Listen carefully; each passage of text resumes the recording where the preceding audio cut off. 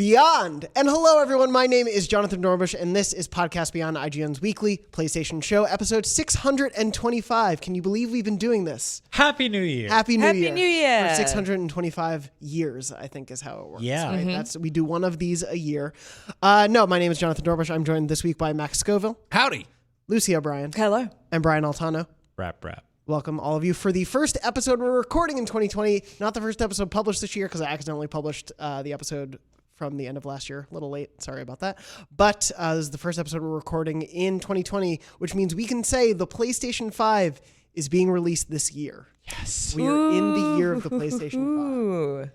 So, of course, we're going to have a lot to talk about. I think for this episode, we're going to sort of run down everything we do know, everything we don't know, and the things we hope we find out soon about the PS5, especially in light of the groundbreaking CES announcement from Sony, which we'll get to a little bit later in the show.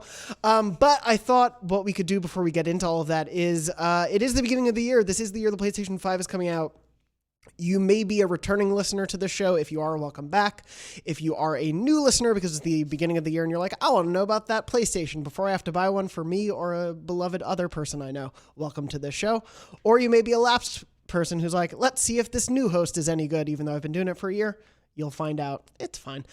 But I thought we could talk a little bit I think about... you're great. Oh, thank you. I thought we could talk a little bit about what we do here, who we are. So I'm Jonathon Dornbush. I'm the senior news editor here at IGN, and I, of course, host Podcast Beyond. I've been at IGN since June 2016. It's edging up on 4 years now, which seems like both like 5 minutes ago and also a lifetime, but it's been a while. And this is the first console launch I'll be covering like professionally, so I'm very excited to be here with all of you guys to cover this. I'm going to throw it now to Max. You keep doing that. I'm not ready. I was waiting for everyone else to go and to fall on the swords for me. I'll throw it to you next time. I'm Max. I am a crank and a charlatan, but otherwise amiable. No, I've been working at IGN for 5 years and 3 days or something like that. Ooh. Something pretty close. Ooh. Happy birthday to me. How many hours? I don't know. I'm not going to do math. And this is what I've been working in games for almost 10 years now. Pretty close too. So this is weird. I was there for the 3DS launch-ish, and the Wii U launch, the PS4 launch, and this is exciting. It's a new one, another box. Lucy? Yes, I am Lucy. I have been at IGN I started in May 2012. I used to work in the Sydney office, and I moved over to the States in November. I am the executive editor of features, which means I look after everything that's not news and reviews and fun up at noon style stuff. I'm a host, by the way, which means I'm supposed to know what to say on camera. But I've been on vacation for 2 weeks and I forgot how to do that. I know, my brain is much as well. I've been in this kind of specialist media business for about 12 years. So I've definitely covered console launches before, and I've also worked console launches back when I was at EB Games, which I worked at for many, many years when I was studying. So yeah, it's always a fun time. It's definitely more fun writing and talking about the console than selling the console. Trying to tell someone why they should buy the console. But I also just want to say shout out to everyone who's working in retail this year and is working in retail around the holiday period, because you are the real heroes. Yeah, that's right. This is going to be a nuts year for that, so our thoughts are with you. And Lucy, of course, as the audience who is returning, has recently come to praise you as your Podcast Beyond's resident elderly Irish woman. Yes. Which is something that I've really lent into now, because I just I can't fight it.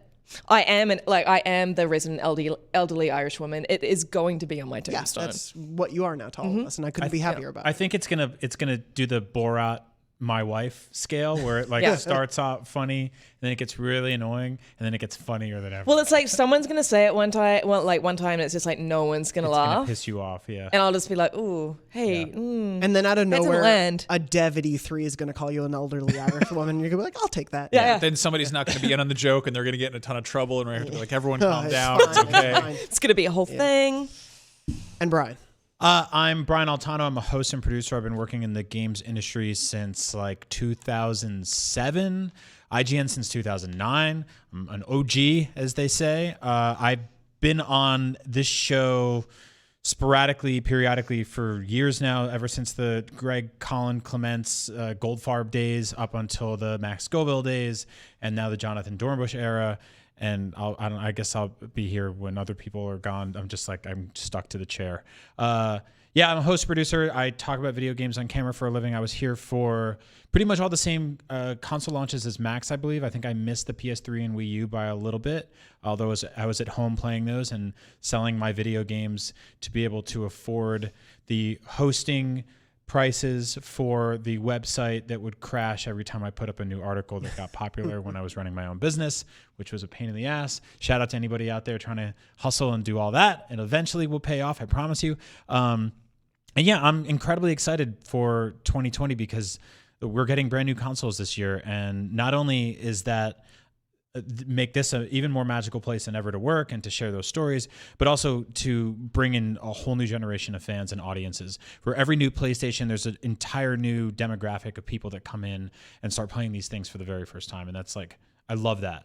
I remember when the PS4 launched, it was something like 70% of PS4 owners at the time hadn't played The Last of Us. Yeah. Mm-hmm. And so like the Sony swings big and brings in brand new people, and I'm excited to meet those people. Yeah, So. It's going to be a very fun year to cover. Of course, we've been talking about the PS5.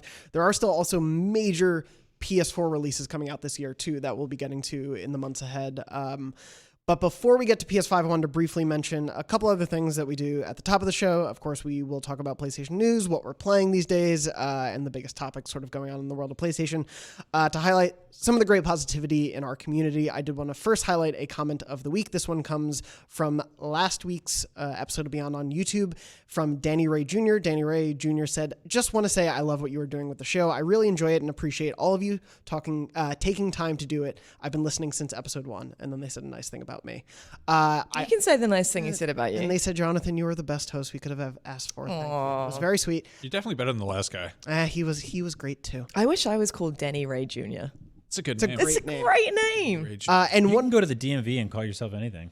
yeah, that's Change true. your name. Yeah, change it to elderly Irish woman. Okay. Yeah.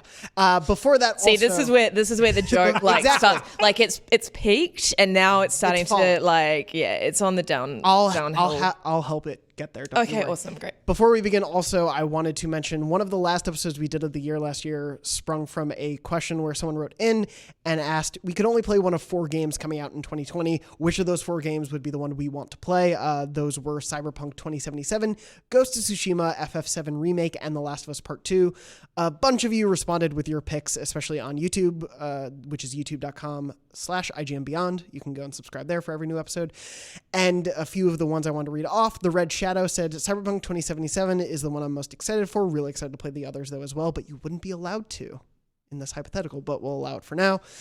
Vine Cook said, on balance, Cyberpunk 2077, a new IP, a huge game. I guarantee it'll be bigger than the other games and more replayable. Is this kind of like, are we sort of thinking like a Saw type scenario where you're in like a kind of machine and if you play one of the other games, You'll you get your die. arms chopped off? Okay. Like limb by limb. I think it was Vince Co. UK, That also could be it. not Vine Cook. You're right. I missed the C. Wait, is that First episode of the year, everyone. What, you have an incredibly like threatening version of like the desert island hypothetical. Well, I mean, I'm just sort of thinking like I always like to sort of expand on hypotheticals. Like, what do we like to, evoke the situation more? Like, I am imagining a very elaborate, like, head in a vice kind of thing, and like arms, and like you can only play one of these games, and there's a Jigsaw type character out in the, CB. It's a terrifying way to play video games. What about if you could only bring one to a desert island, and then What are you you're gonna just what are you gonna plug it into? Exactly. My Sand? scenario is far The more likely. desert island has a television. I'm not worried about the infrastructure on the desert island right now. Too early in the year. Hannigan said, for me, FF7 Remake, it's my most wanted game of all time and has been since it was announced at E3 2015. I like to think that he hasn't actually played regular FF7. He's just like, wow, this looks great. It's just there's got to be like a significant audience there as who people who definitely. didn't play the originals. They're like, well, it must be cool if they made it and it took this long. Max, please correct me if I say any of these names wrong. Daublia do we want to go with? I think it's double A. Double A, that'll be that. All right. Beyond The Last of Us 2, because it's the only one that's a continuation of a story I've played and am invested in, so it would torture me more to not know what happens in it, and we talked a bit about that last year as well. Juan Carlos said The Last of Us 2, closely followed by Ghost of Tsushima, and Syanton said Ghost of Tsushima. It's a new IP, and it's pretty. And that game definitely looks pretty. Those are definitely 4 big games, 3 of which are exclusive to PlayStation this year that we'll be covering a lot over the next weeks and months to come. I think the first one out will be FF7 at the beginning of March, but there's plenty to come out before then. Speaking of which, if you are a PlayStation Plus member, your free games for January are the Uncharted Collection and Goat Simulator. So definitely pick up those if you can. Together at last. Yes, finally. The 2 are together. Can't wait for that crossover game. Also, in addition to that, Dreams has gone gold. Dreams, of course, was in early access for a large part of last year. It is coming out February 14th, if that's how you want to spend your Valentine's Day or beyond. Or the Sonic movie. Or the Sonic movie. Those are your big choices for Valentine's Big Day. V-Day. So pick your date correctly. It will be released in full. If you had the early access version, you will get the full release at no additional cost. When did it leave early access? Late last year. Well, so it essentially, you can't purchase the early access version anymore. You can still go on it though if you have it. If you have it, you can still play it, and I believe You just everything can't should get carry over. you can't get a full game for $30 now, basically. Pretty much, Yeah. But that full game has gone gold. So I really should have jumped on that when I had the chance. Yeah. It's like I tried to buy it. I was like, it's not here. I can just pre-order it. I want to play the game now. I want to see what this. I want to see what you guys can create with that, especially once the full game is out too, for sure. We actually pitched earlier making games and then doing IGN reviews of each other's video games. That would be really fun. Yeah. With the full graphics package and everything. Yeah, I think that'd we be should amazing. make the games about each other, and then we have to Well, that Dan Stapleton Simulator 2020. that was like the Mario Maker competition that happened. Yeah. back And we had to where make everyone Mario? made Mario for each I other. wonder why he quit. Had a lot going on with him. But those are a few small things that have happened with PlayStation in the week since we took off the show. The thing I do want to talk about, though, is the PlayStation 5. Everything we do know going into 2020, everything we don't know, what we hope we find out, and a few predictions that we may have. The first thing that I want to jump off from is, of course, that CES announcement I mentioned a little earlier. The PlayStation 5 now officially has a logo. And it looks a lot like the logo for the PlayStation 4. Yes. Yeah. Showed the PS5 logo on stage. Jim Ryan came out at the Sony CES press conference, sort of was building up. Some people weren't sure, was this going to be a big thing? PlayStation did not tout this, I want to clarify. They did not say PlayStation specifically look forward to like a bunch of PS5 news, but he came out and said this. I will say a funny thing I noticed, the PlayStation Twitter account has not tweeted out the PS5 logo as of the time we're recording. Yeah, in solidarity. Yes. But that was the logo. Does anyone have anything to say about the logo that isn't hard to say? I was really hoping they would just shake it up and go completely bonkers, do like curls, maybe a nice brush script, Yeah. block letters. I don't know. I both miss and don't miss the Spider-Man font. I'm glad. For the PS3, yeah. Yeah, this is one of those things where it's like, it's so obvious that it's like borders on stupid, but it's also sort of comforting to know that it's there. Yeah. It's like, I feel like the Spider-Man font was definitely kind of like almost reckless, Yeah. Like dad came home with a tattoo and you're like, but that's will what dinner be ready in time? But that's exactly what it was. And It it was wasn't. like no. the Spider-Man font was like someone was like, oh man, the PS3 logo isn't cool enough, so I'm gonna get a tattoo that's cooler, and that's what they made the actual logo. How do you do, fellow kids? It is me, Spider-Man. I think that it's interesting because like Sony's clearly going for a if it ain't broke, don't fix it kind of thing with the PS5, at least so far in terms of the messaging, whereas Xbox is being more vague and trying a very different approach. And for me, as Altano said, it is kind of comforting. I know like the PS5, that's the next one. That's one after 4. But I do just want to say shout out to Tommy Gun 3, who I used to work with at EB Games back in Wellington. He told me, and I tweeted this out, he told me that his lifelong goal was to get every single video game console logo tattooed on his body. And I've actually been thinking like, where would you put, because it's all the PlayStation logos are so the same. Like, how would you sort of put that on your body to make it look nice? Yeah. Like, and Would you what just do a body list? part would you do? Would you just do a straight like list? Yeah. Or would you just cross one off? I would just get the P and S like at top, and then one after the other, just the numbers down, like a list. down Yeah, with but not the P and S again. That wouldn't stay on there. It's really hard to say without just saying other things. But yeah, I would just get that and just the numbers one by one. Yeah, okay. Because I'm still thinking about that guy to this day. Shout out Tommy Gun 3. That was his handle, his Xbox Live handle. I don't remember his name actual at the DMV. No. Yeah, that that's a lofty ambition. That was an interesting. Is that a press conference? What are we calling this? Well, so a presentation? that was Sony CES conference, for lack of a better term, and that is a show that traditionally has focused on the entirety of Sony, and I think that was one of the things where the conversation around the show is not something Sony created, but that the internet did to a certain extent of whether PlayStation 5 would be there, because Sony traditionally does show every facet of their company at the show, and this year they showed a new concept car.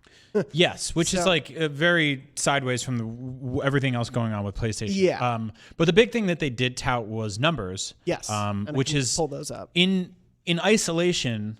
Sony coming out and saying our new console is called the PS5 and we're rich, and then dropping the mic and leaving. I was like, "Ooh, cocky Sony's back." Yeah, but it is the beginning of PS3. But to be Sony, fair, like they crush it this generation, and so if anybody can come out and do a victory lap and say we've sold this many millions PS4s, we've sold. I mean, their attach rate for PlayStation Plus subscribers being at almost 50% of 100+ million consoles sold is staggering. Yeah, that's for reference. insane. The numbers they revealed during the presentation were that PlayStation 4 has sold 106 million units total, 1.15 billion games, 5 million PSVR units, and has 103 million monthly active users, of which 38.8 million are PlayStation Plus members. So the billion games thing is incredible. That is a gigantic number. The PSVR thing is very small considering the attach rate per system, but that actually still puts it above literally every other VR kit in terms of sales. That's still something that hasn't broken through yet, but I'm confident that they're going to keep like iterating on that system and make it better and better and reach more and more people. What I'm curious about is the 3 million PlayStation 4 owners who are just not playing games. Like, what are they doing? The million monthly active users. Watching movies. Well, they're watching movies, and Is that what they're counting though? I think so. they must be counting that. That's Well, gotta I would count for assume so. something. Are they Well, playing I mean- Xbox? I mean, no, maybe are you an active? If you turn on your PS4 and go to Netflix, are I think are you're they an like active user. It counts? You're an I active think so. user. You've signed into your yeah. PlayStation. But it still counts Yeah, when you yeah. bought the Offline? console. Those other 3 million, Yeah. a few probably are broken systems. Like Were those the PS4s they used in Chappie to hack that thing? The Maybe. server farm they made? he did have 3 million PS4s there. Yeah. It could be people stationed. It could be people without like regular internet access. It's like people that bought PS4s, PS4 on- Pros. PS4 Pros. Broken ones, I Yeah. guess. Yeah. Yeah, like, That's such a weird thing to like. That's a lot of like I bought a Yeah. bought a PS4 on day one, and then I traded in for a PS4 Pro, and I don't know where that one went. Maybe it's just in some room somewhere in the back of the GameStop. Yeah. And they're like, it counts, but no one's using it. I have no idea. Yeah, but it's still pretty impressive that out of that collection at this point in the life cycle, like 7 years, 8 years in, it's still has that many active users per month. And Dorno, I think that, like, you know, we were chatting about this earlier. I think that PlayStation 4 was such a success. It has such a massive install base that even this announcement at CES of a logo that people were openly mocking, and it was very funny. Like, it was funny. It was like, what a thing to sort of reveal at a show like CES is like a logo. But you know, people were really paying attention, and the traffic that was generated around that announcement was massive. I mean, Sony can sort of, you know, like do one of those small little burps, like kind of where you swallow it, and people are just going to turn around and like pay attention and write about it and be fixated on it. And that's the powerful position that they are in this year. Yeah. Like I'm imagining a drip feed. Yeah. For a little while. Yeah, I don't think, and this is actually a prediction thing I want to throw in later. We'll talk about when they give us more information. I think this is the first thing Sony has done since the Xbox Series X proper reveal during the Game Awards. And they went for a logo. And yeah, without going into numbers, that logo story yesterday was the #1 story on IGN yesterday, and will probably be one of the biggest stories of the week. It is. It makes it real. Yeah. Like this is the thing that's going to be written on the box presumably, or something close to it. Like this is the public facing thing. It's not them doing a Wired interview being like, yeah, we're working on a new PlayStation. That could be anything. Yeah. Well, and anecdotally, I saw, I looked through the trending topics on Twitter, and there were a lot of people who were tweeting, they finally announced the PS5.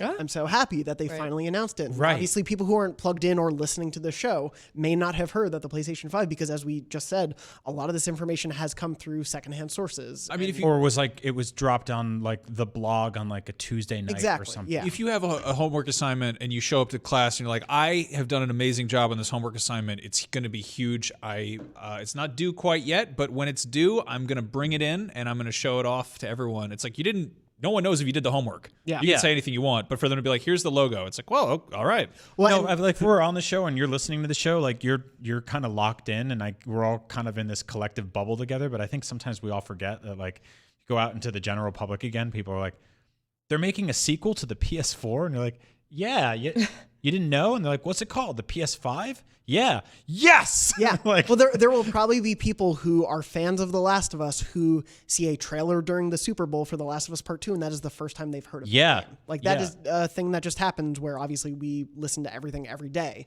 which But I'm like, It's easy to miss. I'm vaightly envious of that. No, because- well, same. It's like, I think it was Eric Goldman, and forgive me if it wasn't, but like someone recently was at Disneyland. Yeah. And he overheard someone say, "Oh, Disney owns Star Wars." I had no idea. Like, Yeah. you know, not everyone is as plugged in. Exactly. Yeah. And so that's why especially we want to do this breakdown of all that information. And during that, as weird as that CES sort of thing was, because again, they weren't promoting this as a PS5 launch reveal or anything like that. We got the logo, but we did also there was a small graphic that said PlayStation 5 hardware features. And as strange as this is, almost all of these hardware features were first introduced to us via PlayStation blog posts or via Wired interviews or things of that nature. This is the first time PlayStation has kind of like put these things out there, and I wanted to run down them, and we can go a little bit more into detail. But these are like the official confirmed hardware features that they're really banking on. So one is 3D audio sound. Another is haptics/adaptive triggers for the new DualShock, whatever it may be called. An ultra high-speed SSD, the solid-state drive that will essentially be helping to power your games, hardware-based ray tracing, so ray tracing built into the system, as well as Ultra HD Blu-ray, which will finally give it comparability, which the PS4 Pro does not have with the One X, so you will be able to play Which is still weird. 4K Blu-rays. It's weird. Yeah.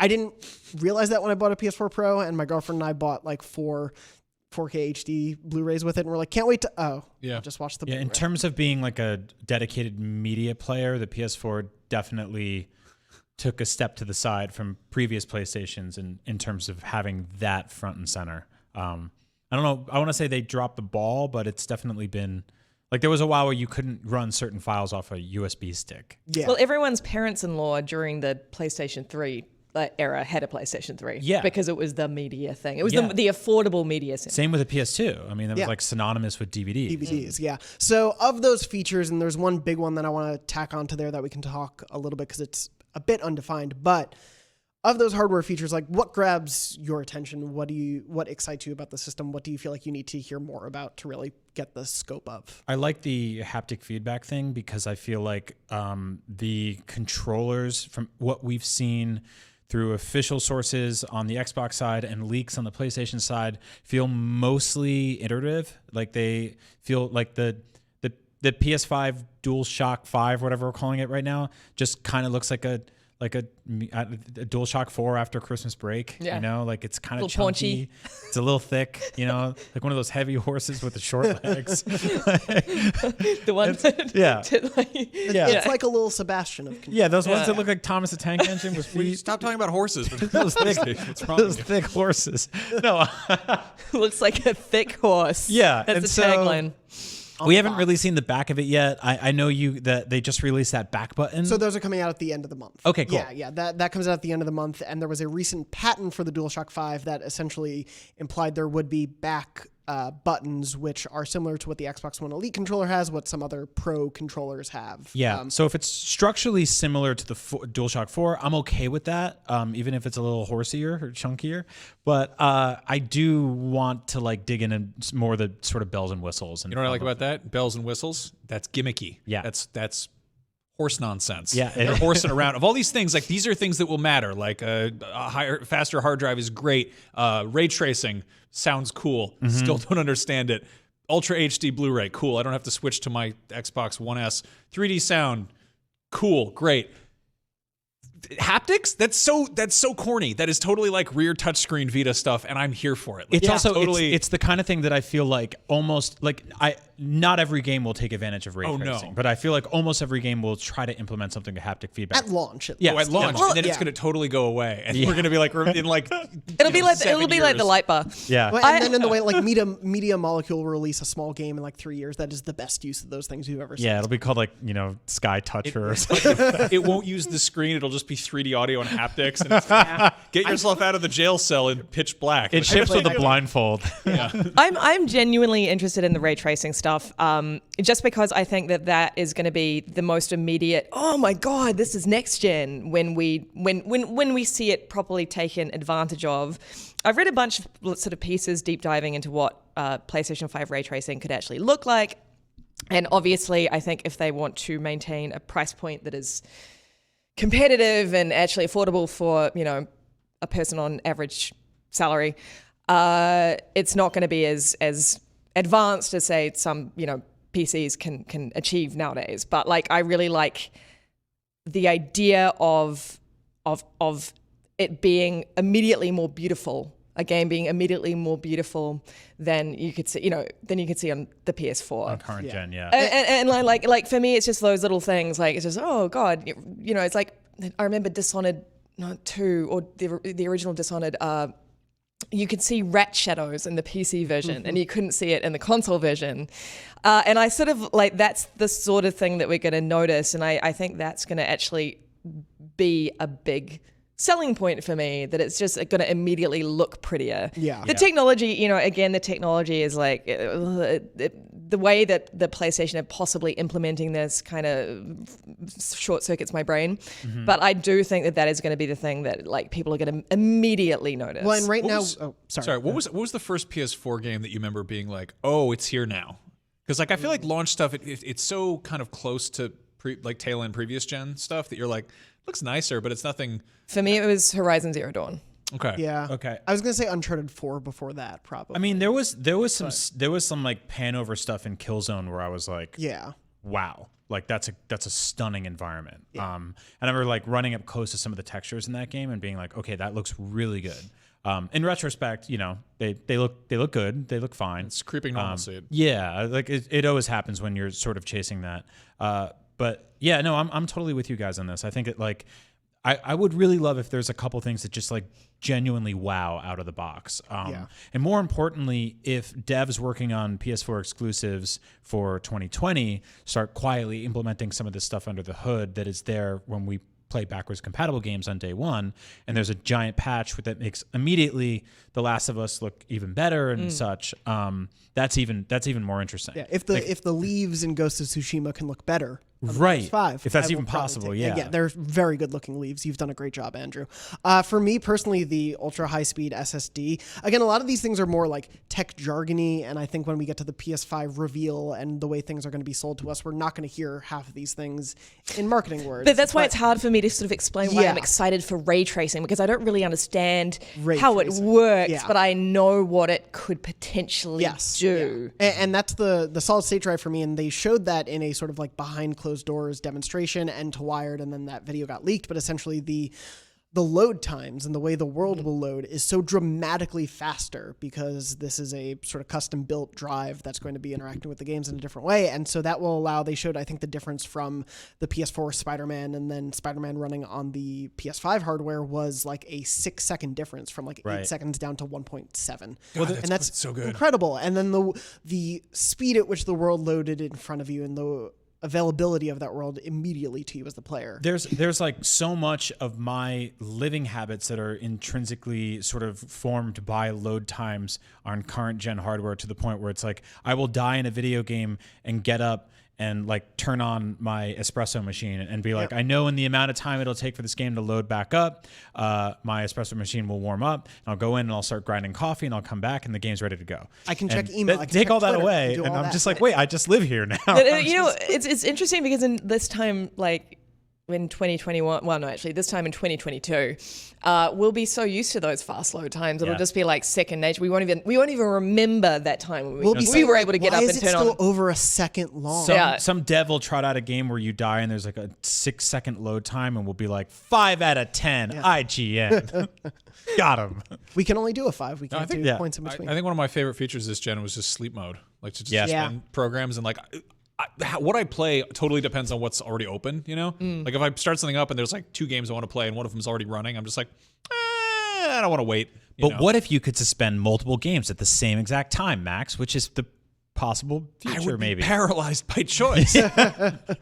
And outside of all of those features, one, and Brian, you alluded to it, is backward compatibility. And so we haven't gotten a lot of information from PlayStation at this point about it. What we officially know is there will be some sort of backward compatibility with PS4 games. We don't know if that is the entire library. We don't know if they will limit it based on the way those games were developed. We do know there will be PSVR backward compatibility, so your current PSVR headset and games will work with the PS5, but as of right now, that's sort of the state of it. Have they specifically stated all of your PS4 games will work on PS5 on day one? No. So that's where things start to get a little scary for me, because I have to, at that point, look at sort of history and be like, how have companies worked this before? In a lot of ways, it's been like, do you have a disc? Put it in, it runs, perfect.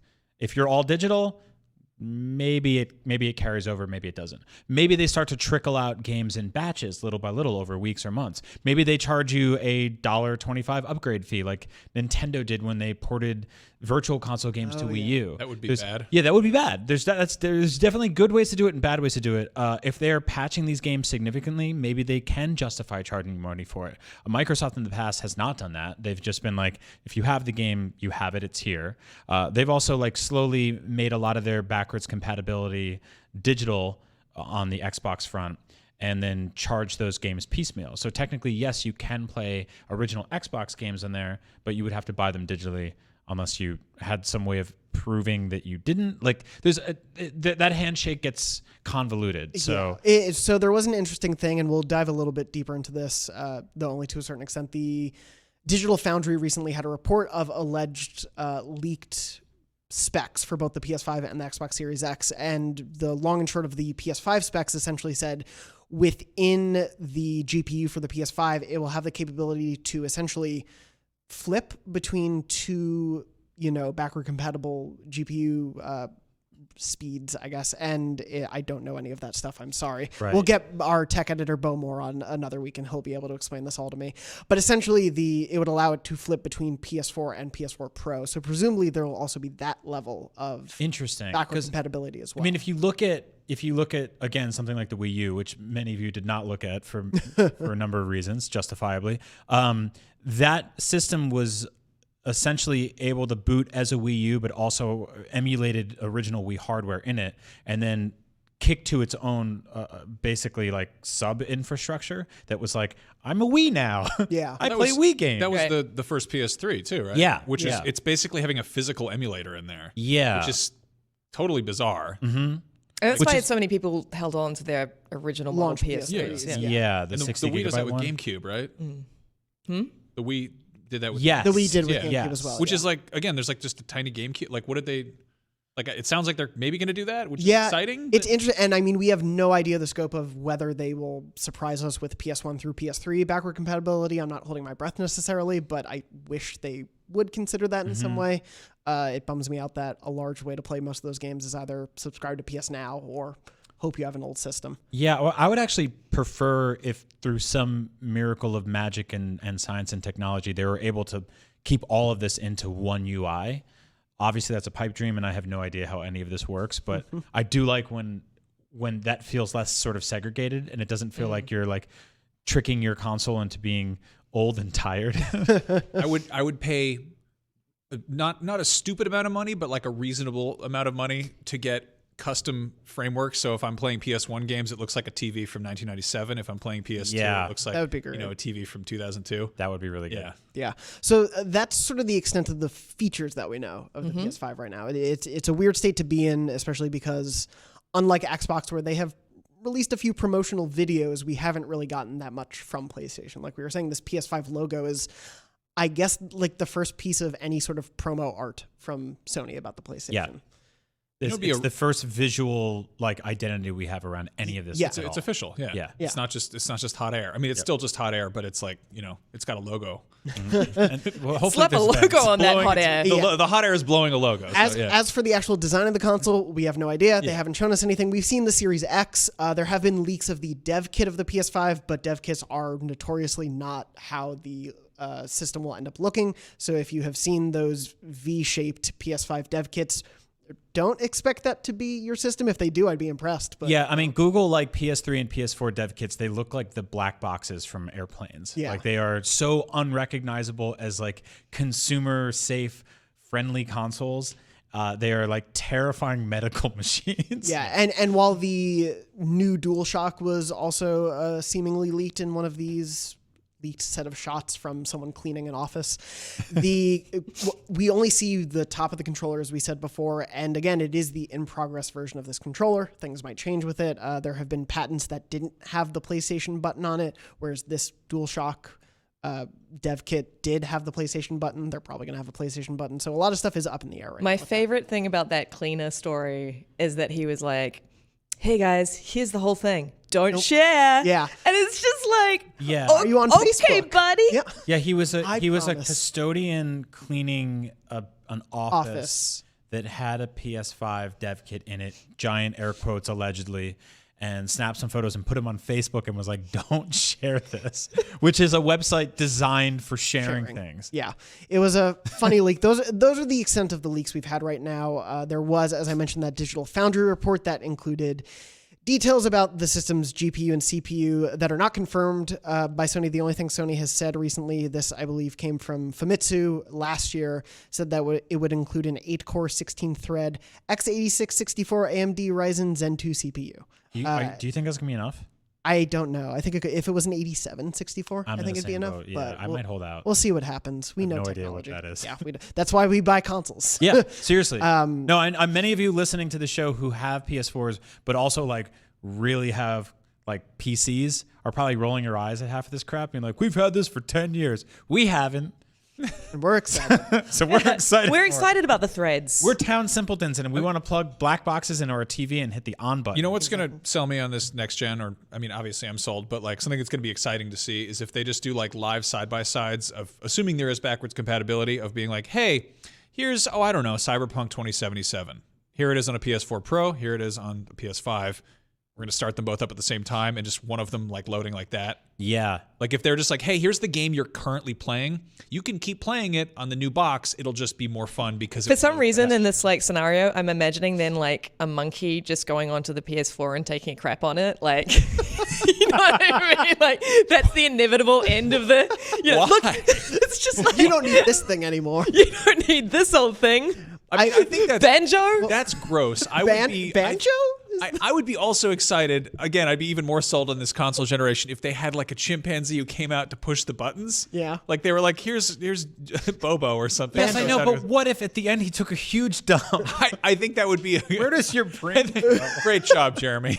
Oh my God. I was envisioning like the Shuhei Adam Boyes video of like, here's how you share games, where it was like, here's how fast your games could be. And it's just him pressing it. Not with a monkey, but I'll take it. Do you know in the back of that video, if you look very closely, Banjo the chimpanzee is taking a huge dunk. On a PS3.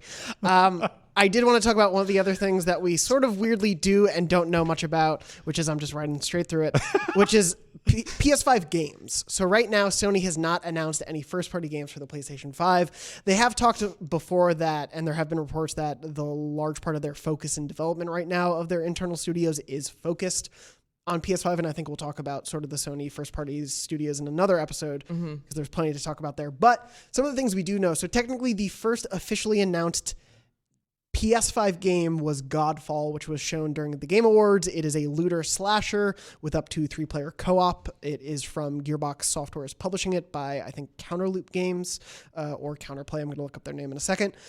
As well as today, as we're recording, we got information that the Lord of the Rings Gollum game that's in development. We learned about it last year. Gollum in 60 seconds. The Gollum duty. Gollum in 60 seconds is really good. That game will be coming out for the Xbox Series X and PS5.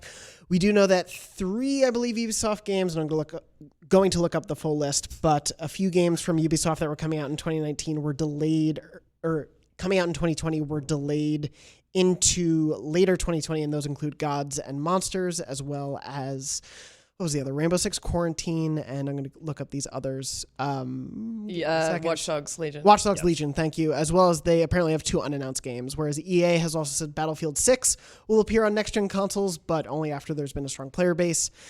And in addition to that, Bethesda in the past has announced Starfield and the Elder Scrolls 6. They announced that at E3 2018. I can't say E3 last year anymore for that. Real quick, I love how frequently and unabashedly EA is always like, we're not going to the party until there's a lot of people at the party. Like, they never want to be there at the beginning. But they won't, like, Madden will be there. Yeah, of course Madden's Madden will be there. But Madden yeah. will go to anything, Yeah. except for an airplane. Yeah. He's aviophobic. And the Switch. Yes. But... So that's really right. The actual named games that we have that we know are coming out, presumably next year, are Godfall, those 3 Ubisoft games, and maybe this Gollum game if it comes out next year, depending on when it comes out. Wait, that's it. You said this Gollum game as This if Gollum like game. it had Can we talk already about that? existed. Like, Sure. It was announced before. So it was announced Yeah, it was before. announced early 2019. What? I'll pull it up. What Yeah. did they say? Because I don't remember this at all. Because That's not honestly, how you it announce just a rolled game. off your tongue like, oh, you know, the Gollum game. And it's like, this is the first time Do you play as him? Do you play I as him? think so. Do you shuffle along in the scrub? It was That a- dude doesn't do much. He like tries to steal things and fails, eats fish raw, and gets his ass kicked. It was announced Yeah, and? March 25th, 2019. Set to release in 2021, so that does give us some time. Max, everything you described sounds like a wonderful video. Yeah, right. No, it's narrative focused, not fish bite. Not fish Yeah. focused. Okay. So that's all we know of the PS5 library to come for the next year. Sounds like a terrible game library. It's not a big expansive launch. Yeah. Yes, we shall be launching with the Gollum game. I did want to ask quickly, like, how much do you all think we're going to see a lot of new games, especially exclusive? Because to me, this generation, especially getting people into it, is going to come down to what can I play on this system that I can't play now. But we're going to see multi-platform. I've made this a big sticking point with conversations recently of like a lot of the free-to-play games you're playing right now, like Fortnite or PUBG or Warframe, Dauntless. Those are probably going to come to those consoles pretty soon. What are we expecting from the library within, say, the first 6 months? A lot of Ubisoft. I think the Ubisoft titles Hella are Ubisoft. just going to be there. Just know? Dance. They love launch titles. They They do. love coming out and being like, "Hey, everybody, it's Rayman's here." Not only that, if you look at PSVR, like they supported that hard with like weird, cool, interesting stuff. Yeah. Like Eagle Flight was like an awesome launch game. Look at Vita even. Yeah, Vita also they did Werewolf Within, which was like one of the most like you needed like a bunch of PSVRs to really get the most out of that. Yeah. Max and I, did you go to the preview event with me for that? Eagle Flight? No. Werewolf. Oh, Werewolf. Yeah. And we just wound up being like, wow, look at our hands. was and they were so like, much can you play the fun. game? We're like, we're looking at our hands. It was so much fun. We've never replicated it at home, but it was like they really go all in at console launches. So I think that's a given. I'm wondering if Sony will repack some stuff to resell. Like I feel like a Last of Us 1 and 2 double pack for PS5 with minor upgrades to a brand new demographic that's never touched that before. Might be into that. I completely agree. I think that what we're going to see instead of like a first party big, splashy prestige game is we're going to see like a sort of a remastered or a definitive edition of Last of Us or some familiar series. We do know Blue Point is working on a PS5 game to some caliber. They have the developers who did the Shadow of the Colossus remake for PS4. We don't know the extent of what that game is. We have no idea what it is. They right put now, up a tweet last year that was like incredibly cryptic and had essentially alluded to like 16 different PlayStation centric or PlayStation exclusive games. It was just like siphon your gears into the it was just like it just kept going, and I remember sitting there like Max and I opened up a Word doc and we were just like decrypting it. There was so much like weird wordplay in there. Yeah. It was. and all of it could have just been misdirection. Exactly. Yeah, I have a They feeling. said so calm. Like so calm. Yeah. So calm down or something like that. Yeah. And It's like, what is it? Not funny. the idea that they would be remaking SOCOM and not just make a new SOCOM seems crazy. So Yeah. I think a lot of that was just, there have been so many rumors about what they're working on. I think that was more to just poke fun at that. It's also like no disrespect to SOCOM, but like if you're gonna tease like Metal Gear and then just do SOCOM, you're gonna It's piss not a what lot they're of people looking off. for. Yeah. Yeah, it's one of those things where we really don't have a lot of information about what this system is going to launch with, even though it's before the end of the year, but I'm not too worried about that. I think Mark Cerny's going to come out with a brand new Crash Bandicoot game. I would love And he's going to be like, none of you took a liking to Knack. Well, I've always thought the Bandicoot was an affront to common decency, but here he is. Look at his fur, and he's going to just take off his lav mic and walk off stage. Well, there were those rumors at the end of the year. We didn't talk about this on the show, but rumors of an alleged new Crash Bandicoot in the works. Right. And I wouldn't be shocked because Activision wouldn't have revived that and Spyro. Can you imagine how good the hair will look? Disturbingly good. It'll be like In the 8K? chest because he's got Yeah. his chest is very particularly furry. He's gonna go through those fruits and those boxes. He's gonna get little bits of garbage and You're going to see detritus like in his fur. You're bed gonna bugs see- in his legs Yeah. and It's such. going to be like Cats all over again. Oh, Sounds it's gonna like be heaven to me. sickening. I can't wait to see that man's jean shorts. So if none of those Detail. things happen and The backwards stitching. compatibility still works, then at least on day one we can be like, well, I'll clean up my backlog on PS4. I'll see how quickly Ghost of Tsushima loads. Well, Yeah. there's always that that wonderful excitement of like, hey, brand new launch games, and you're like, they're all right, they're fine. You know, Yeah. it's been a minute since present certain things excluded, but like I feel like the PS4 launch lineup was like it was all right, but then it was like I guess play Resogun. You know, it's not really the unlimited power of the PS4, and then really good games came later on. But like Right. if they're like, hey, you can go back to your Cyberpunk campaign you're still chipping away at, and be like, oh, it loads very quickly now, and oh, look at the draw distance or whatever. Like if there's just some little upgrade for backwards compatibility. Yeah, and I think if they really convey that, that'll go a long way. Like I in just the got absence of- a 4K TV, and I could watch 4K stuff, but I was also like, I'm gonna watch some 1080p stuff and see how much better it looks. Right. Stuff I'm familiar with. no, there's that like see it again for the first time Yeah. concept, which I think is going to work really well. For, Yeah, for this. that'll be super interesting. And sort of the last thing I wanted to hit on for where the PS5 stands right now is Sony as a company, because they are in a different standing than they were when the PS4 launched. They recently acquired as a first-party studio Insomniac Games, who of course created Marvel's Spider-Man and the Ratchet and Clank series. I believe Stan Lee and Steve Ditko created Marvel's Spider-Man. The PS4 game, thanks you nerd. They also recently Actually. there were some staff shakeups at Sony. Shuhei Yoshida has moved into a position where he'll be focusing on independent developers and bringing them into the Sony portfolio, whereas now Herman Holst, who was previously the lead at Guerrilla Games, the devs behind Killzone and Horizon, he is now the head of Worldwide Studios, which was the position Sean Layden previously had up until late last year. So we're seeing a little bit of a different direction. They've spoken to their focus really is globalization as a company. They really don't want to be sort of dividing Sony into North America, Europe, and Japan and having three different companies operating distinctly from one another. They want everyone to be working together, promoting in the same way. Obviously, each territory will have, games that play better to those markets, but they want to really work as one unit. And we'll see what that means for the company going forward. Herman has only been in charge for a little bit. Shuhei's only been in this new position for a while. I think that will speak well for launch, especially as we were talking about a little. Indies were a really big thing for them at the launch of the PS4 and sort of went away.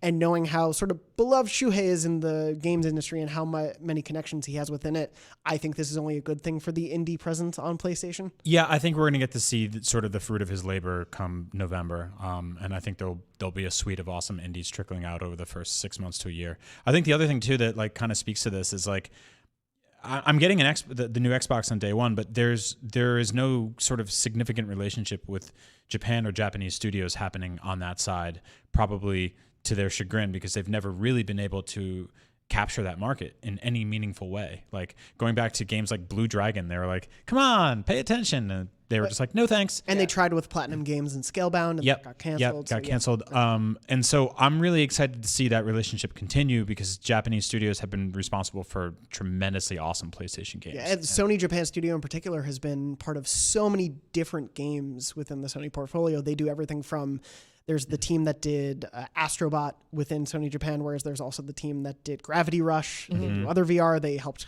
work on The Last Guardian. Developed The Last Guardian. There are so many different teams within that studio itself. Yep. It'll be fascinating to see what they build.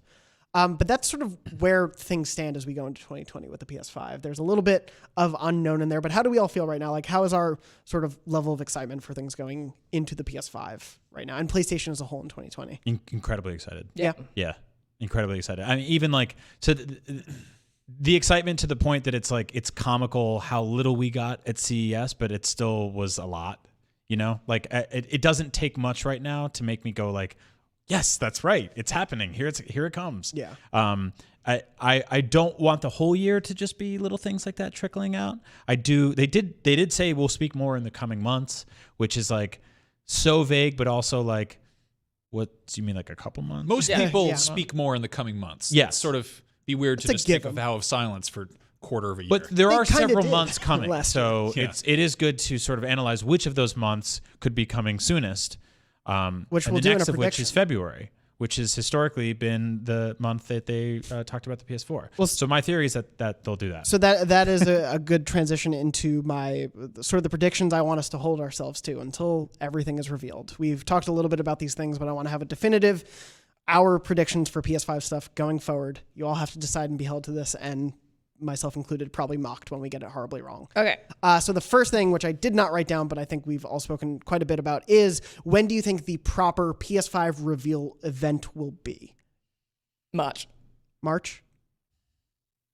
Late February. I'm going Price is Right rules.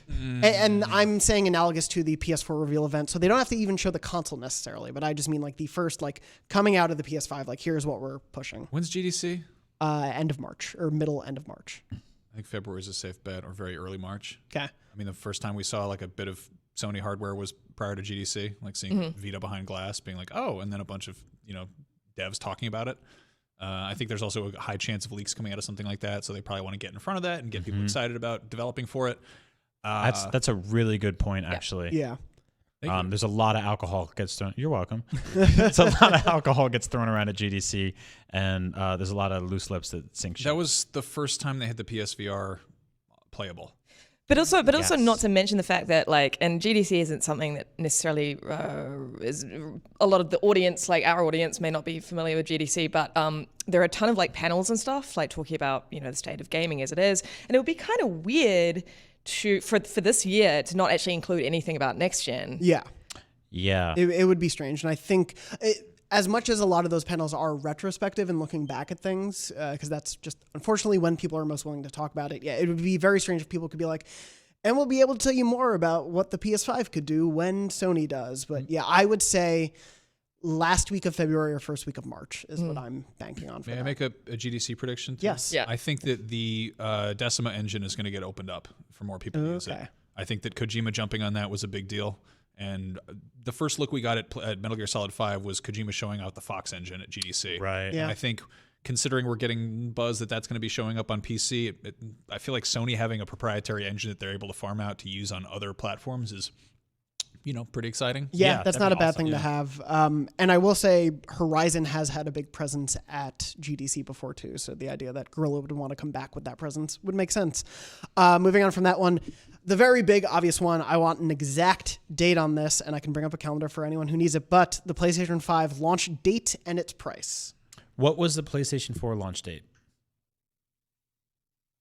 Where's your PlayStation passion? You should know that. I know, I'm forgot. tired. It's the first Just week kick back. me off this show. I have the PlayStation 4 launch date on a tramp stamp in the Spider-Man font. I picked the font. November 15th, 2013. Which was what? Oh, no, you're asking for way too No, much. that's stupid. Hold on. I want to Hold know on. what day of the week it was. Yeah, I know. I'm scrolling back. November 15th, 2013 was a Friday. Oh, okay. So right now, the Fridays I will mention in November. Let's rank the top 4 Fridays. Top of 4 Fridays in 2020. November. The 6th, the 13th, the 20th, and the 27th. Ooh. That's if it's coming out in November. 13's an unlucky number. 13th, no one would do that. Yeah. I think it's going to launch on Thursday, November 12th. I think the 6th is too early. I think the 20th is too late. I'm going to say it's going to launch Friday the 20th. Max. 2020. Ooh, yeah. They That can does do sound some Yeah. cool stuff with that. Like, I don't know. Let me see that again. Yeah, go ahead. I really think it's going to launch on like a Thursday this year. Okay. Yeah? Yeah. Feel good about that? Yeah. It's also an election year. I don't know if that has anything to do with it. Oh, yeah. Oh, yeah. I don't know. That would be... I believe that's the 8th. 10. Yeah, we'll see. I'm gonna go crazy here. I'm Okay. gonna say October 15th. Ooh. What? Ooh. I was thinking about an October one, Yeah. just to go crazy. What is their like last, their like, sort of like deepest release date on PS4 for this year in terms of first party stuff? Ghost, as far as we know. That's Which summer is- 2020. Yeah. Which could be anywhere from June through the end of September. Yes. Yeah. So October that would be crazy, but I could see it happening. I think they want to sort of piggyback Black Friday in some capacity because Yeah, you want to line up closely with that. But, yeah. But then you also have people buying games if that's the case. Black Friday is November 27th. Okay. Oh, so- hey, September 10th. Oh. 10/10/20. Regardless of what territory you're in. 'Cause- There's no way they're going to put No, it'd be PS4 in 9/10/20. September. What am I? Yeah, September is the 9th. Never mind. one. Forget. I'm going to say Q4. Just out there. Just Q4. Brave. Q4 20. Yeah. I am going to say November 6th, 2020, which is What the about- first Friday of the month. Q5, PlayStation 5. Yes. They The create secret their own. quarter. it's a leap decade. Trapped like in the Toyota walls phones. and ceilings between. It's like the Mark Harry Cerny- Potter door. Mark Cerny rips a hole in time and he goes, if you want the PlayStation 5, you'll have to Follow come me. get it. It's I that think- weird floor from being John Malkovich. I honestly think it's going to be November. I think that like the December Christmas mindset is not to be passed off. Yeah. I think that it's going to be November. I think. Wait. What is it? America always confuses me. 11/20. Wait. It would be, yes, 11. 11 Month Then- and Twen- year. Yeah. Okay, month- 11/2020. I think I'm going to stick with November 12th for the PS5. And I think that Xbox is going to launch the week earlier on the 6th. To sort of just be like, right, guys? Yeah. Huh? They We're were here first. They were a week in between last Yeah. time. I around. really think they're going to do that again. And yeah, I'll stick with November 6th. Max? And also think about price. Cause I've already given like Q5. like 4 suggestions I'll here. take 'em One all. of which was impossible. The other was just wrong. And Give 5 suggestions. Yeah. PlayStation Oh, 5. yeah. There you go. Well, while you're thinking about that, the price point. Let's say there was only one model of the PS5 because of right now we don't know. Series X implies they're going to do 30 different. $499.99. $499. I think that like I can't argue with that. Like Yeah. I think that's the no-brainer. It's going to be more expensive, obviously, than the PS4 was at launch. It's a more powerful machine. It's doing a lot more. It's going to be a little mini PC, just like the Xbox Series X, and it's going to be competitive with the Xbox Series X. So I think $499.99. Yeah. Max. Yeah. I don't know. Maybe they'll do the $399 thing again, but it doesn't seem like stuff gets more expensive. You know. Yeah. The they hardware would, seems too Yeah. powerful. they would Yeah. take a huge bath on that one. Yeah. I- It does have a As they say. Ryzen Zen 2 chip with threading. there Which you go. costs, They got to get all the threads. There's like 8 of them, I think. this is a lot of threads. I'm just to be slightly different. I'm going to say $449. Oh. I think because if both consoles go for 500 or each of them, maybe the Series X isn't 500, but they have a console that's 500, I think Sony will want to undercut because I do think they saw the value in being cheaper, but I do also think Sony likes money and doesn't want to undercut too much. Let me ask you then, do you think there will be one single primary SKU or will there be Two. several like the Xbox? I think they will try to go for one. Yeah. Same. They might pivot. Like I wouldn't be shocked if there'll probably be, a different terabyte hard drive that maybe you can get and things like that. But I think they're going to go for one SKU right now, which may agree. mean we get a PS5 Pro quicker because they want to match up to the Series X depending on the Gulf. But I think they will have just one. Yeah. Yeah. Yeah. I think they have that PS5 Pro in their back pocket for a year or two in when the parity is definitely not where they want it to be across the board. Yeah. We know what to call a PlayStation 5. It's a PS5. If they have one PS5, I think it's much smarter to be like, hey, how much is it? What is it? When does it come out? It's just for people who are kind of more casual fans or prospective gift buyers. Like that's very easy to understand. Whereas like if you have multiple entries in the Series X at different price points, and then you have to have a conversation with the guy at Best Buy, and mom's scared of that. Mom doesn't want to do that. Yeah. I mean, that's what I sort of I've kind of been predicting is that I think that PlayStation is going to play it much more safe than Xbox when it comes to this. When it comes to the initial launch. Yes, absolutely. Well, they locked into a much smarter naming convention 4 PlayStations ago, and so it's been it's been nice to see them figure that out. And Xbox went to the 360 and then to the one. So it's been a bit of a different term. We're running a little short on time, so I want to quickly go through these. Last two that I have. One is for the PS5 launch lineup. Predict one exclusive, and I'll take a game from a studio. You don't have to, if you think it's a new IP, just give me the studio. And then one unannounced multi-platform game. So not any of those Ubisoft games, but give me one Sony first-party game or exclusive and one unannounced game that will be on both Series X and PS5. Wait, for launch? For launch. I think we will get the new Spider-Man game at launch. Okay. That's pie in the sky, but I think that's their big one, and it's the one that we've been hoping for and predicting here, which is Spider-Man 2 or The Amazing Spider-Man or The Unbelievable Spider-Man, and it takes place in New York City again, and it's wintertime, which is we came up with that on this show, and I love it. Yeah. So I'm going to stick with it. And I think for multi-platform, I think we're going to get a new Far Cry game. Not the biggest thing in the world, but I love those games. I have a good time with them. One. Yeah. And it feels like a safe bet. Ubi does love launch. Yep. Max, what about you? I think we're going to get the Crash Bandicoot. I think they're bringing that orange badger home to roost. That was going to be one of mine. He literally has his animal name in his real name. It's his last name. Sick purple frog is finally coming home to the box. It's not what Spyro is. Maybe what if it's Spyro and Crash together at last, doing a good time together? They did that once. No, it wasn't but great. like a good one, doing it. I would love that. And Crash rides on Spyro. Where are you going with this? I think that's the exclusive. I think it's something like that. And then Knack is there, but I think that's exclusive to your DeviantArt. Mine would be one unannounced multi-platform game. I'm going to say the Harry Potter RPG. Ooh. That we still WB has not said one word that is even real. Oh, right. So we saw that leaked video. That leaked video. So if it still exists, if it is not just a dream that Barrett, Courtney, and I are keeping alive, I think that thing will come to next gen. If that doesn't come out, that is the most elaborate fake leak ever. Yeah, that was very impressive. And then another one of Harry's whimsical magical spells. I think I've never seen those films. For one exclusive, I'm going to say, because I want to put this out into the universe and have it come true, Gravity Rush 3. I think it won't be called Gravity Rush 3. I think it'll be like Killzone Shadowfall and be like Gravity Rush, whatever. But I think those are very pretty. I like your title. Gravity Rush, whatever. Yeah. It'll be like Gravity Rush, Gravity Disappeared or something silly like that. But I think it will be, that's a very pretty series that a lot of hardcore Sony fans love, but isn't super well known, but I think could be a great flagship. Here's how pretty our world can be. Here are the cool effects it can do, because there's so much to the gravitational pull of the gameplay in that series. I think that would be a really cool exclusive to have that would cater to the hardcore. Nobody has named a gorgeous yet painfully hollow futuristic racing game yet. That's like you can't launch a console without one of those. It's true. I think for an exclusive, and I know that game company has subsequently secured independent funding, so not tied to Sony as they were, but I feel like Sony could perhaps lure them back. This is again like pie in the sky, and they will come up with something beautiful, some sort of awe-inspiring game that also serves as a really nice tech demo. Flowers, the sequel to Flower. Right. Yeah.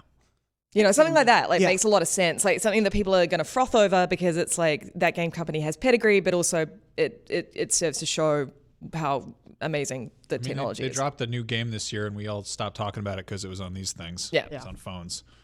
I also the Court of Owls, the Batman is finally. Oh yeah, we're gonna finally see that. I think that's a pretty good. I hope so. That's gonna get a lot of people's attention because everyone loves Batman. Yeah, yep. It would not surprise me if we saw that on one of Xbox's stages to kind of compete directly with Spider-Man. I do think this E3 is going to be a lot about sort of piecemeal parts of multi-platform games being exclusive to one of the major shareholders, like DLC every E3, of course. Like that. Yeah. But yeah, I think it's about owning that conversation, and the more and more Sony can be like, you're going to play Call of Duty on PlayStation 5, you're going to play Batman on PlayStation 5 because of this, this, and this, the better off they'll be at launch. Yeah, for sure. And is there a multi-platform game? I mean, I don't know. There's nothing. I mean, aside from obviously the Ubisoft titles, this is why I don't think we'll see Far Cry because I know it's like pie in the sky, but I think we're going to see one of the multiple Ubisoft titles. I don't know, something from EA. Skate, the next Skate. Ooh. That's You know, ambitious. EA would have to be crazy not to know how much people want Skate, but they also don't care what people want. And Yeah. frequently just they don't. What's the number one thing that everyone wants from them? Well, guess what? They're not doing it. They also haven't made that Mass Effect trilogy remaster we've all wanted pretty easily. I don't know. Drag and drop the Dead Space games. Throw a couple dollars in the Dead hat. Space would Make be a little money. Last one, just quickly to wrap up.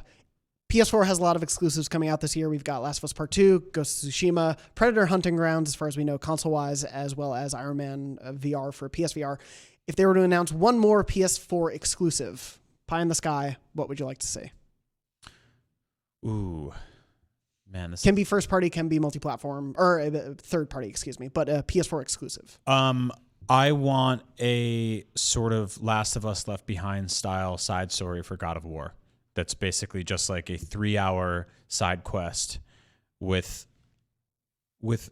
some of the main characters that sort of like it's kind of like a Monster of a Week thing. They just go off, upgrade the axes and shields a little bit, fight a big bad guy, and then it teases into where the story could go next, and then they go dark for a while. Just a little thing. Brock and Sindri store simulator. That's You a run great their shop. idea. Yeah. That is a great idea. I'd play that. I don't know if I'm like fully ready for like a full on sequel for God of War yet, but I do want some side story with those characters that sort of like removes the kind of big weighty levity from the end of the last game and just goes, hey, let's go kill that thing. It would be really cool to see that gorgeous engine rendering just a storefront you couldn't go from. Yeah. And just new characters would come up like amazingly rendered, and you're kind of like, oh, this is a little bit nerve-wracking. I got to help them. I would like Yeah, that Sell armor. them stuff, yeah. And if you do really, really good, you meet Kratos at the very end. He's like, my axe broke.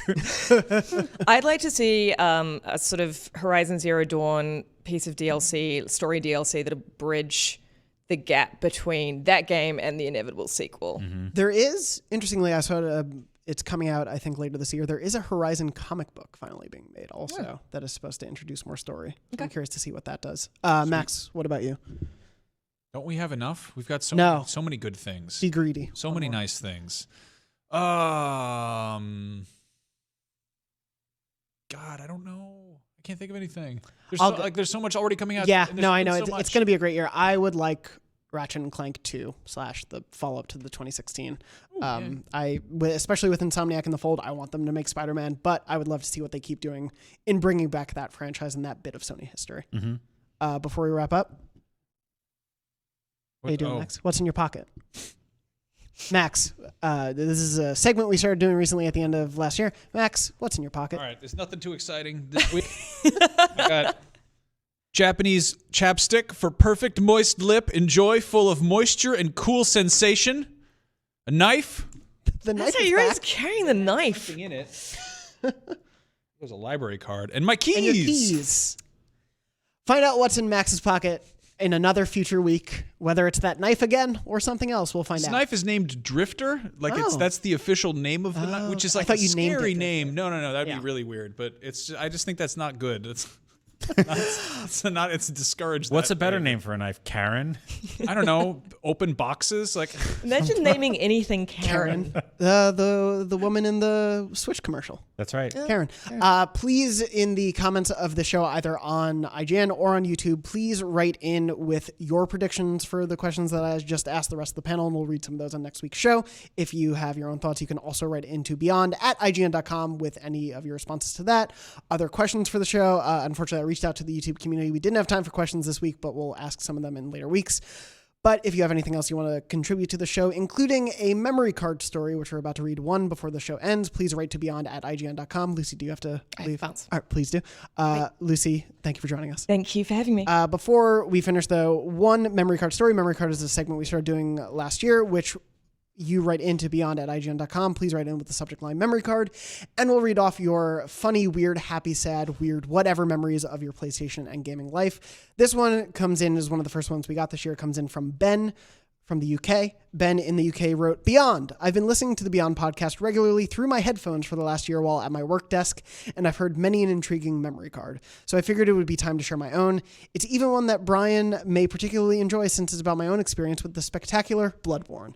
Yes. And we can't let a we week go almost by. went the whole episode I know, without we saying almost went- Bloodborne. I'm so glad we said it. I didn't want a week to go by without it. So I received Bloodborne as a gift, Ben wrote, from my parents not long after release in 2015, unfortunately due to beginning a rather full-on and intense final year at university and my own admitted lack of patience with the game. I didn't get good and eventually traded in my copy for another game, a decision I admittedly regretted down the line and wished to revisit. Cut to nearly 3 years later. In February 2018, my grandfather unfortunately passed away from a long illness. This being the first major death in the family since my childhood, I was shocked and unsure how to grieve. I tried to remain strong and carry on as normal. In March 2018, Bloodborne became one of the PS Plus games for that month. Wanting a project to take on for my mind, to take my mind off the situation, I set my mind out to conquer the game and downloaded it to my PS4 the day after the funeral.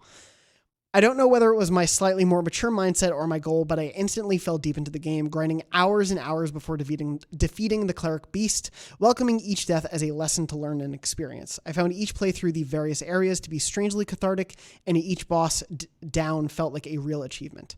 I eventually gave the game 3 playthroughs to collect the various weapons and endings, as well as to encounter more of the hauntingly whimsical characters and storylines. I don't know if that's what that word Whimsical? means. I Yeah. think it's something. We'll let him have it. I eventually achieved the Platinum Trophy, and it remains my proudest platinum on my profile so far. The process took around 7 or 8 weeks, and at the end, I felt a sense of relief and also emptiness.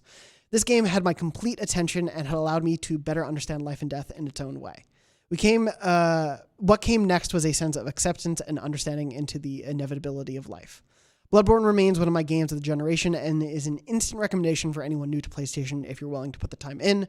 Hope you're all well, and I wish you a happy 2020 from Ben in the UK. That's wonderful, but if I feel like recommending that to anybody new to PlayStation is like, oh, you're going to New York? I recommend getting mugged. Like that's that's like okay. I mean, Try Spider-Man first, maybe. It is an interesting sort of like approach to the grieving process to just have a giant black screen that yells, "You died." Yeah. Over and over. Yeah. But I'm glad that game helped you. A lot of people have written in about how games have been cathartic in their lives, and I really appreciate all of you sharing those things. I know they can be personal stories and hard to tell, but I and the whole cast here appreciate so much that you're all willing to share.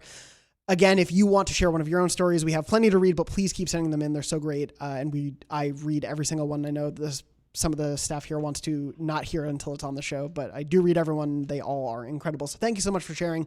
Please write in to beyond@ign.com with the subject line memory card, and we'll continue to read those each week on the show. But otherwise, that wraps up our first recorded episode of 2020, Beyond episode 625. We've done it. They're making a new PlayStation. They are, and we're going to be Crash covering Bandicoot it. is back, baby. I believe it. Maybe. You believe that it. orange horse is riding into the sunset once again. Oh, so you can talk about horses, but I can't. I thought we could agree on this. What if they brought him back and he was a horse? I'm in, man. I'm in. A big orange horse with jeans. Are you kidding me? Give me that game. 2020, the year of bandicoots and horses on Podcast Beyond. I firmly believe we'll continue that through the rest of the year. Anyway, if you've joined us, thank you so much for listening to this episode. If you're new to the show, welcome. Please stick around for other episodes. If you're returning to the show, welcome back. Please stick around for other episodes. Either way, we're sorry for this episode. It's just a little rickety, a little rusty around the edges. I had a blast. I hope you guys Also, did too. it's okay that Lucy left. Somebody got very mad at us one time because we stormed off in the middle of an episode. We have so many meetings in this place. Do you think if we do the show for 3 hours, we didn't have anything else to do? I'm supposed to be in a meeting right now. I didn't even go to it. Yeah. What was the meeting? Am I in it? Yeah. Oh, crap. We're both in a lot of trouble when we walk busted. out of here. Oh no! Okay, the let's go. cops. Anyway, thank you all so much for listening and watching. They'll leave as I say our goodbyes. We love you. Happy 2020. Happy new PlayStation year. Beyond. Beyond. To each and every one of you. Hope You he's can find us all on Twitter. I'm at JM Dornbush. Max is at Max Scoville. Brian's at Agent Bizzle. Lucy's at Luce O'Brien. Red, our producer. Red, what's your Twitter handle? I actually don't know. Come to the mic. Come to the mic quickly. Max is still here in the shadows. Brian, I just got out of the meeting. This is fire. Wait, you can't just leave and come back. Will you, Jeff Rotal? Nemesis. Thank you, Red. Is that a lot? This show is just a train wreck now. Thank you for listening. I'm at JM Dorbush. This show goes live every Wednesday at 3 p.m. Pacific at beyond.ign.com, youtube.com/IGNBeyond, and your favorite podcast services around the world. Thank you so much for listening up until this point in the show. And as always, horses. What if we just Beyond. What if we just We just kept going Yeah, we just keep after going. This is Too many the meetings after show, we can miss Leon. because they Welcome. fire us? I have a meeting in like 5 minutes, but we can keep. I said the goodbyes, but yeah, what do you guys want to talk about? I think we're actually, if we stay in here for 5 more minutes, we will miss our entire meeting, and that's better That's than fine. showing up in the last 5 Yeah, people don't All like right, that this as is much. the- Wanna wanna back do to some this GL show. Simone? All right. See, so we This don't have is to go to Jeff that meeting. Rotel's Yes. coming back Oh, on. yeah. Why do you keep saying that? What is he? That's not even one man. Ian Is it Anderson not? was the name of the man. Yeah, the guy who played the flute stood on one leg. Okay, Yeah, they won a Grammy for best heavy metal album, but they're That's not a heavy crazy. metal. that's Why don't like you win a Grammy for Shut Up? that's like the best rock nominations at the You win a Grammys now. Grammy? Yeah. Anyway, What are you guys playing? Yeah, we should do that. You wanna we do ran that? out of time, but yeah, what are you guys playing? I've been playing Remnant from the Ashes, which is on sale on PSN right now, and it's on Game Pass as well if you don't want to spend the money and you have an Xbox. Dark Souls with guns. Yeah, Is how which is people like, that's the describe it. elevator pitch, Yeah. and that totally sold me, and I'm totally into it. Max, I really want you to play this game. I think you'd really dig it. I'll check it out. I still got to beat up that dumb spider in Bloodborne. Who, Rom? Yeah, I'm stuck Yeah, on him. he's a big. I don't like son of- water. I don't like spiders. I don't like Yeah. when it's Okay. overcast. Yeah. He has a cute name. I don't like for, emulation. Yeah. What are you still working your way through Bloodborne? Were you playing anything else over? No, I need to get back in there. I didn't play much over break. There's a I'm not a pinball game guy at all, but there's a game called Demon's Tilt that is basically like heavy metal Castlevania pinball, and I found myself playing a good deal of that Yeah. over the break, surprisingly. I'm like way more into video pinball than I am in a like physical pinball for some stupid. Yeah, me too. It's much quieter. Yeah. It's not quite as much banging and crashing. Also, I feel like I can get better at it. I've never felt like I've gotten better at real life pinball. Yeah. But maybe it's just the way the games are programmed. But like I played the hell out of Pokemon pinball back in the day for the Game Boy. That was like a constant for Dude, me. I was super into Metroid Prime pinball for some odd reason, which is like the worst Metroid Prime game. But There is Federation Force. oh yeah, you're Yeah, right. so you're good there. All It's right. the second worst. Over break, I played through. My girlfriend and I together in one night went through all of Return to the Obra Dinn. oh, which- I started that. Yeah. Which Tom Marks has evangelized on the show. It came out in 2018. It's now available on all platforms. If you are into adventure games or mysteries or like an Agatha Christie fan, if you like Knives Out, play this game. It is. It genuinely went from like a game I was like, all right, I'll play this because Tom really loves it. Let me give it a try to like one of probably my favorite games of all time, at least this generation. Yeah, it was so fun. It sort of looks like if the original Game Boy could render 3D graphics, Yeah. and you basically go along and you solve murder mysteries of this entire ship crew that's been killed, and it keeps cutting back to this basically giant like photo or illustration of all of them, but all their faces are blurred out, and the more you learn about them, their faces become clear. Yeah, each time yeah. you find where the corpses were on the ship, and you then get put to the last like 30 seconds of their life, and you hear what happened. You hear the weapon that killed them. Yeah. and then you see that scene pause. It's a little bit like a giant video game version of Clue, where Yeah. it's kind of like Admiral Greg got killed with a pool stick on the back by Colonel Chris. Yeah, and it's got this really funny thing where you do Their have, names are better than the but ones you I have came to up figure out what killed them, who they were, and all that sort of stuff, and by who, or by whom. And the funny thing about all that is there is a bit of guesswork. Like the game openly at the beginning says, you will have to guess some of these details. Like everything is not told to you. But as you're doing all this guesswork, you'll realize something that you saw at the top of the ship relates to something all the way at the bottom, and then actually helps you solve 3 other murders. And the cool thing about the revelations of the game is you don't know if you're correct until you have 3 correctly guessed murders. So it's all in triplets. So there are like 60 total murders in the game. Yeah, and there's kind of a domino effect to it where like Yeah. it's pretty tough early on to figure out who did what or who is what. Yeah. But after a while you solve one of them, which leads to you figuring out another one, another one. They sort of all Process of daisy chain. elimination. Yeah. Yeah, there's a lot You of went like Domino Rally with that. I guess it's sort of process of elimination. Yeah. Dominoes. Yeah. You so shoot the dominoes. We played all that in one night. It was really fun. We were drinking at the time, so by the end of it, we were a little bit of just like, yeah, he has to be him. That has to be it. And we were wrong, but we eventually went through it.